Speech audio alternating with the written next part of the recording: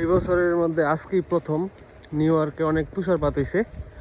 আর তুষার দেখতে যতটা সুন্দর, কিন্তু এটা আসলে ততটা বিরক্তিকর। কারণ হইতেছে বাংলাদেশে থাকতে খুব মনে হইতো এগুলো দেখতে পারলে খুবই ভালো লাগতো, কিন্তু এই যে আজকে ঘুমের তুইটা দেখি চারোদিকের অবস্থা একেবারে ঢাকা গেছে গা। এখন দেখতে খুব সুন্দর লাগতেছে, বাট এখন অফিসে যাই আবার সবাইগুলো পরিষ্কার করতে লাগবো। এগুলা পরিষ্কার করাটাই দেখে সবচেয়ে বিরক্তিকর। এই যে আমি ক্যামেরাটা ঘুরাই দিলেই দেখা যাবো যে কি পরিমাণ স্নো পড়ছে। এই যে নিউ ইয়র্কে সিটির বর্তমান অবস্থা। গত 15 দিন আগেও পড়ছিল, বাট ওটা হাফ স্টেটে, ওটা সিটিতে পড়ে নাই।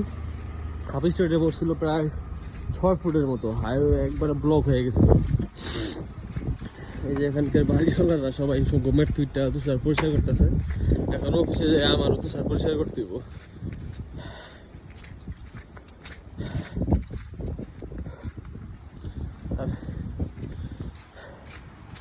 ওই যে লবণ ছিটাইতেছে গাড়ি দিয়া, কারণ ওটা তো মেইন রোড। সিটি থেকে লবণ ছিটা দিতেছে যাতে বরফগুলো গইলা যায়।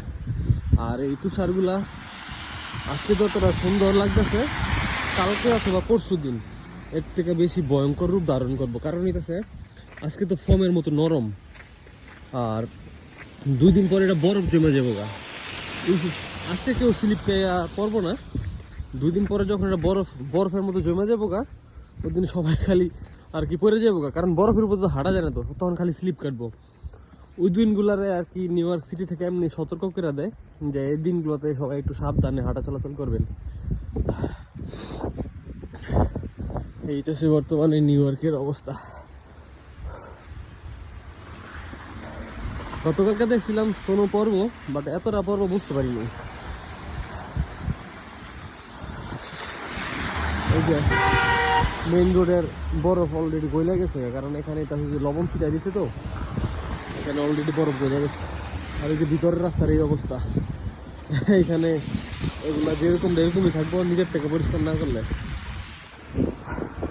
যাই হোক, সবাই ভালো থাকবেন। আসসালামু আলাইকুম।